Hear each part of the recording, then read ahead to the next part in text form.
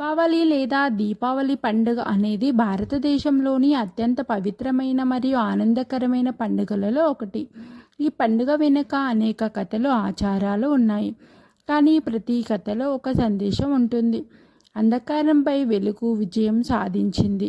ఇక్కడ మనము మూడు కథలో ఈ దీపావళి గురించి తెలుసుకుందాము. ఒక కథ ఏమిటంటే, శ్రీరాముడు అయోధ్యకు తిరిగి వచ్చిన రోజు. అది అత్యంత ప్రసిద్ధమైన కథ అన్నమాట. రామాయణం ప్రకారము రావణుని సంహరించి 14 సంవత్సరాల వనవాసం పూర్తి చేసి శ్రీరాముడు, సీతాదేవి, లక్ష్మణుడు అయోధ్యకు తిరిగి వచ్చిన రోజు దీపావళి రోజు. అప్పుడు అయోధ్య ప్రజలందరూ ఆనందంతో తమ ఇళ్ల ముందు వేలాది దీపాలు వెలిగించి స్వాగతం పలికారు. అప్పటి నుంచి దీపావళిని వెలుగుల పండుగగా జరుపుకుంటున్నారు. ఇంకా లక్ష్మీదేవి అవతారం ఏమిటంటే, పురాణాల ప్రకారము క్షీరసాగర మథనం సమయంలో మహాలక్ష్మీదేవి సముద్రం నుండి అవతరించింది. ఈ రోజు దీపావళి రోజుగా పరిగణించబడుతుంది.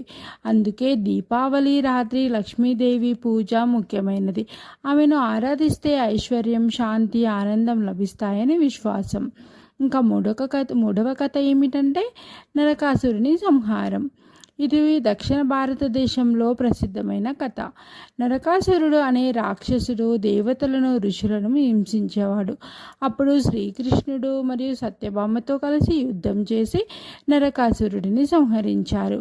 ఆ రాక్షసుడిని సంహారం జరిగిన రోజు కాబట్టి ఆ నరక చతుర్థి అంటే దీపావళి ముందు రోజు. దాంతో చెడు మీద మంచి గెలిచిన రోజుగా దీన్ని జరుపుకుంటారు. అందుకే ఈరోజు నరక చతుర్దశి అని కూడా అంటారు.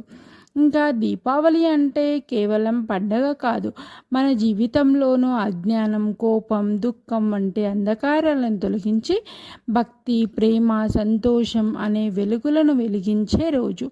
అందుకే ప్రతి దీపం ఒక ఆశ, ప్రతి వెలుగు ఒక కొత్త ఆరంభం.